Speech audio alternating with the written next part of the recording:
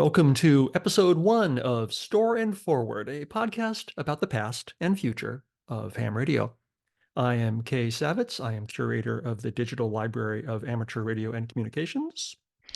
And I am Steve Stroh, NHGNJ, and I am the editor of Zero Retries newsletter, which tries to talk about technological innovation in amateur radio, the stuff you don't hear from the publishing industrial complex in amateur radio. Hey, Steve. Hi, Kay.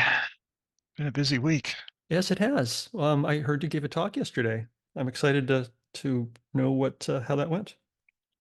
It went well. The talk was titled Amateur Radio and Open Source, Not Just Linux. And I had to add that tagline because I was speaking at Linux Fest Northwest here in Bellingham, Washington at Bellingham Technical College. And Linux Fest is a beloved institution here among the techies, but just like a lot of things, it suffered badly during COVID, and it technically it died, and it was resurrected by a very energetic group, and they did a great job of bringing it back. It was not quite the Linux Fest of old, but it will get there. It never is. Yeah, Nothing's ever the same. yeah.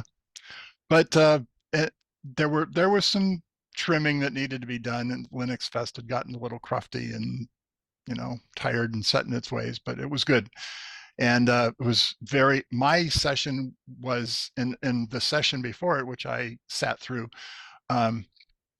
was I can't say standing room only, because anybody who was standing who didn't have a seat in this classroom had to be ushered out because of fire regulations. So they're very strict about that. So it was great. It was packed, very receptive. About 25% of the audience of 60 people were identified themselves as hams, and the rest were just curious Linux techies. So the talk was about trying to expose them to amateur radio, the cooler stuff that I talk about in Zero Retries that would be relevant to them, and a reason to get curious and interested about amateur radio and maybe become an amateur radio operator. It was what I call a glancing blow talk. I know it sounds ridiculous. It's funny to say it, but I blew through 57 slides in a 1 hour time slot with time to spare for questions. So I was moving. And Pete, when I said 57 slides, a lot of people said, "What?" But yeah, it seemed to work. I don't, when I give a talk like that, I don't read the slides to the audience. They're basically there for backup, and it was recorded. It'll be on YouTube this week. They'll trickle it out. There were, I think, 5 concurrent sessions during the whole day plus Sunday. So it'll take them a while. Mine might be at the top of the priority list. So it was fun. I enjoyed it. Excellent. That sounds like a fun day. Did you go to any other talks? I attended one about Temple OS, which I had heard about. Has a very interesting history. It's got some unique features to it, and it's one of the claims to fame about Temple OS is that it's completely network safe, and that's by dint that it does not have its own network stack.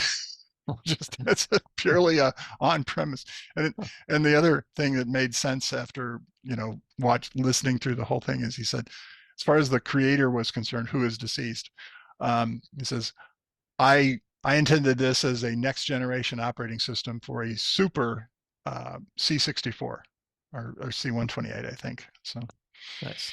I had never heard of Temple OS. You'll get sucked down the rat hole and spend at least a few minutes taking into it. It's got it. Like I said, it's got a really interesting history. Nice. And big news for Zero Retries is that as a result of the signups from the Linux Fest audience. Zero Retries just tipped over the 1600 mark this weekend, so that's kind of cool. Every one of Congratulations. those big milestones is fun. Nice. Yeah. Cool. So how goes DLARC? You know, DLARC, it's humming along. It's going well. Digital Library of Amateur Radio and Communications is my the thing that I take care of at Internet Archive, and I have just spent the last several days um, digitizing a whole bunch of de-expedition talks.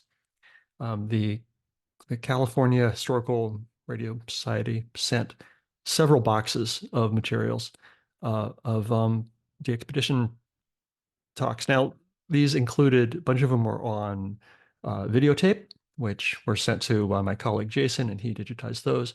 I got all the cassette tapes, and I just finished digitizing all those. And they also sent a bunch of slides, 35 millimeter slides, which we have not digitized yet. That's going to require a whole different setup to get that stuff digitized. Oh, and one, because nothing's ever easy, one reel-to-reel talk, reel-to-reel tape. we can talk offline, but I can recommend someone who can do that work I or is already equipped for it. well, I okay, great. I have a player, but that I borrowed from a buddy, reel-to-reel player, so I can digitize it. But he couldn't find his take-up reel, so I have the player and I have the media, but I don't actually have a take-up reel. And I looked on Amazon, like $35. Like, dude, I just want a, Yep.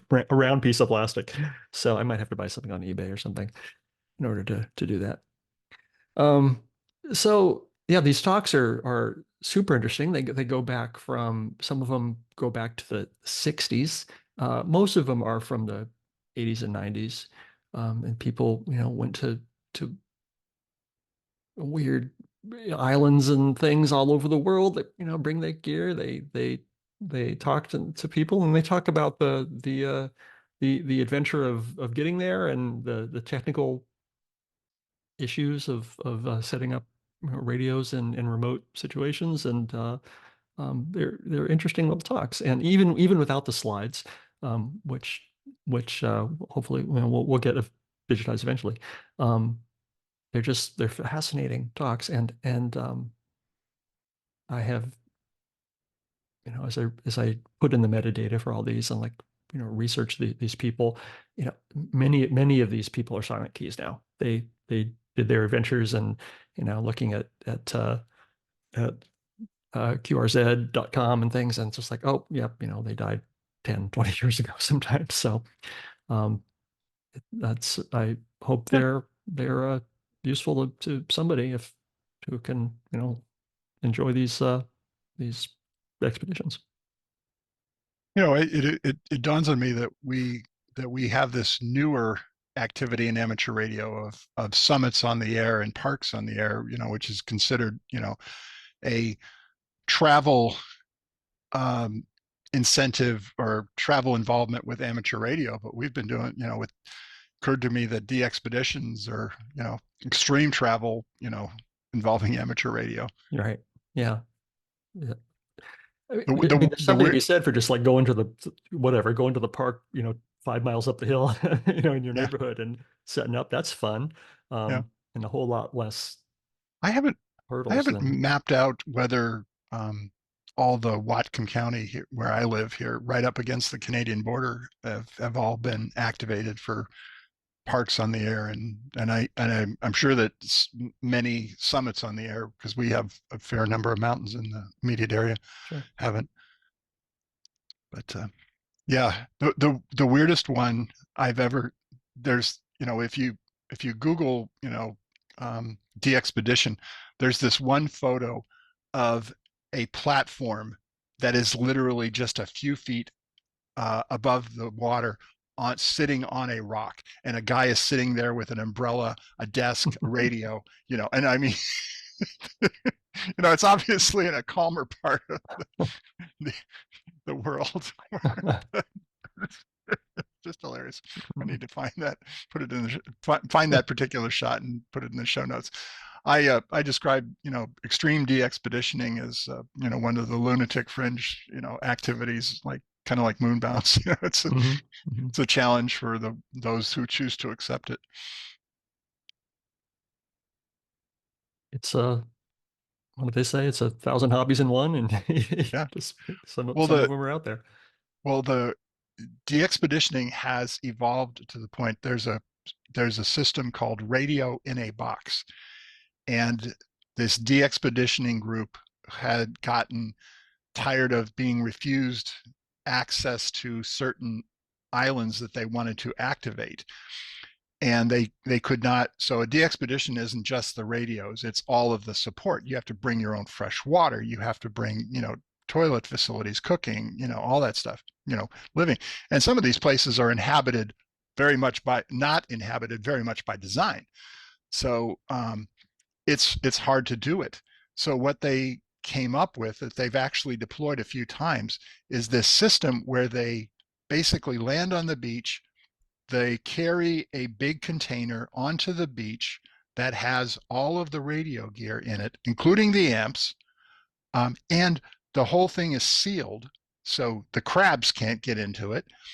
Um, and it's liquid cooled there, and they have a cooler of ice or something. They have an external air condition, some kind of cooling unit, and a generator, and then they telemeter all of the data, like it's a flex radio system basically in the Mhm. box. And then they telemeter all the data back to the boat, and they stay on the boat. They cook on the boat, they sleep on the boat, etc. So there's no impact on the island per se, except this radio on a box, and they get to claim it as the island because the radio is on the island. So Uh, okay, that cheating? I mean, I guess not. I It's I think creative. if the radio is on the island, I think they're within the letter of the law. Huh. All right. So yeah, look up Clever. radio in a box, and there's one. I don't know if it's on YouTube, but there was at least one presentation that was done.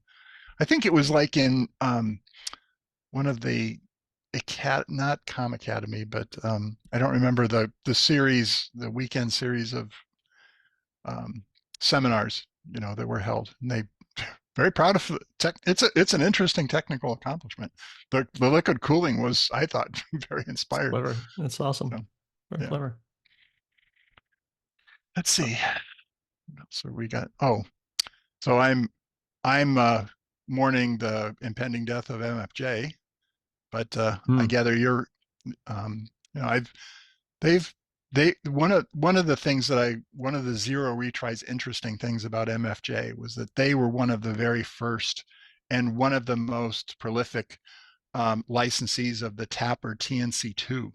Mm-hmm. When Tapper licensed the design, MFJ enthusiastically cloned it in their image, meaning a cheap case, not an extruded case, a cheap metal stamped case, not an extruded case, and made it bigger, etc. So kudos to MFJ for being early and prolific in the packet radio revolution.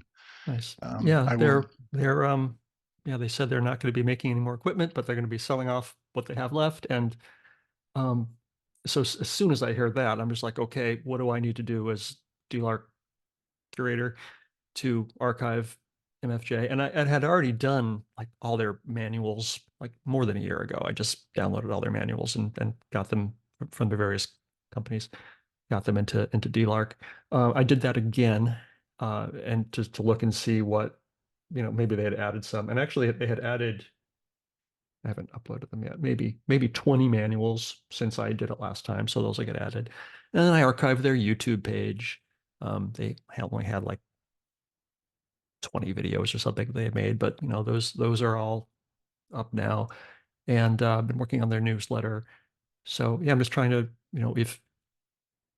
if and when their website disappears, I will have as much saved as possible. I'll have to beat the bushes for make, now that you have stuff on DLARC, I'll have to make sure that I don't have any stuff that you don't have, um, uh, that I can put in my next batch to DLARC Right. for digitizing. So what else? So besides the DXpedition and MFJ, what else is That's it. You new mentioned additions? you had mentioned Comm Academy a few minutes ago. Communications Academy was this online, mostly I think entirely online live training. Uh, Nope. uh, no? No, it was held in person for very long. The only time that they transitioned to online was Oh, during. during COVID. Oh, okay. So there Yeah, it was was it this. was a beloved event here. It was I am in mourning for that too. We had a So this thing, blessing. it happened for, I mean, it was more than 20 years and it was mostly entirely focused on MCOM, Yes, emergency communications. And the first one happened in 98 and went on for quite a while. Um, and they had done a great job at saving most of the talks, the slides. Some of them were on video, but the PowerPoints and that sort of thing. And I got the okay for them to put all of that up on wonderful. DLARC. So that's all up on DLARC now. And I mean, they, I'm not, I don't want to sound like I'm criticizing them in any way. They put on a great conference. They did it for a long time. They saved all their documents. Kudos to them. Mhm. Um, the benefit that I think that DLARC is adding is that I now all their stuff, all of their documents were in Google Drives. And they were sort of just like in these silos of Google Drives. You couldn't search them. You couldn't, if you thought, oh, I saw an interesting talk a few years ago, what was it? It was difficult to find. So anyway, I downloaded all those and got them into the the DLARC library, where now you can search all of them, and you can search by speaker or by topic or by year, and then for the ones that have video, they're all transcribed, and so it ended up being more than 400 Oh wow. items, more than 400 items. Um, some of what I do for DLARC, Steve, is a lot of fun. It's like oh, here's these newsletters, and I rename the files a little bit, and I upload them, and whatever. Comm Academy went on, was for 20 years, and they had all these files that they had in different formats in these different Google drives. It was a slog. It was just like a slog to get all the files and get them named right and make sure they're all in the right formats and do the metadata. I was just like, I mean, by the end of it, I was just like, I'm doing a good service helping people. I It was terrible, but it's done now. I had this moment. We talked when I was uploading things, and and I was chafing a bit about the having to fill out all the metadata ahead of time, and you were completely unapologetic about that requirement. It's just people don't go back and fix the metadata. I said, Right. he's right. Yeah. We won't. Yeah. If you My let us my get away with it. my colleague Jason said it years ago, and it's just stuck with me. He said metadata is a gift for to the future. It's a gift that you are making to the future, so It's that true. just uploading something is not good enough if somebody can't find it. And It's true. so I try to do it right and always get it tagged with people's call signs and whatnot. So yeah, Communication Academy, RIP, but everything, all the talks they've done are going to be out there, forever now in the library. One of the things I think that was unique about Comm Academy was that they had the attention of all of the emergency communication organizations in Puget Sound. Hmm.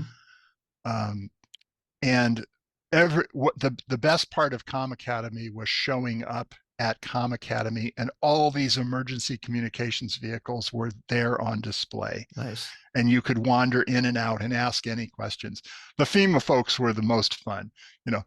They would get uncomfortable when you would ask questions about certain items and point to something in the rack, and they said, can't really talk about that one. Don't worry about it. It's not for you. Yeah, but there was this there was one FEMA trailer that was entirely devoted to HF. They had the truck was a big truck. It had its own onboard generator, and it had facilities for hooking up to external generators. It had like two 5 kW HF radios that were entirely remoted. And I said, how do you control these things? And he pointed over to a rack and he said, we unspool the fiber and go to the command, vehicle. They run it from there. Hmm. And they were just, they were just the hired help. And then they would, they had all kinds of external antennas that they could put up, including, they could pop up towers, they could put up verticals, they had all that stuff, but it was just the radio truck, and all of the smarts were elsewhere, over a fiber. And I thought, boy, these guys got it together. Nice. Yeah, I noticed that when I was archiving all the stuff that the Comm Academy, it wasn't just hams talking to hams like many of the other conferences are. Like, oh, there are people here who really know what, I don't, not that, who are, well, amateurs are amateurs. I mean, it's right there in the name, but there are professionals here who it's their job to know what to do when there's a tsunami or an earthquake, and yep, like great information. It was a fantastic conference, and it's a loss that we're not doing it anymore. Nice. Let's see. You said, oh, you've been busy. I'm glancing at I have been busy. We can talk about that stuff later. We have got a couple of minutes left in this episode. Can I show you the most ridiculous thing that I found? Absolutely. I've added to DLive here. This, I have to share my screen here, and hopefully you can hear it. This is being our first episode. We'll have to see if this actually works as advertised. Someone sent in this video to digitize. This came with it, and sometime in the 80s, these hams put together this silly video. That's a spoof on Ghostbusters, obviously. There's something strange in the neighborhood. Who you gonna call? Ghostbusters. If you can't get through and you think you should, who you gonna call? Ghostbusters. It's a Commodore 64 there, so that dates this pretty well. We ain't afraid of no pile-up. The guys are wearing the suits. They've got the little Ghostbusters type outfits. Tower. Yeah. Good Lord. Just wanted to share that. Made me laugh. Creative people. Let me share one with you here. Sure. Let's see. Your screen. There we go.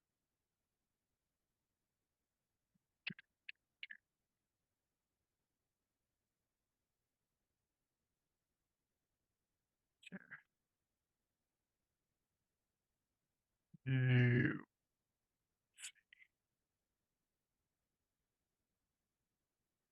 See the Kiwi SDR too?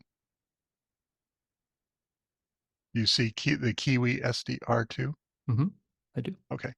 So this is a software-defined receiver, and what's really cool about this is the whole thing, and it's got a I'm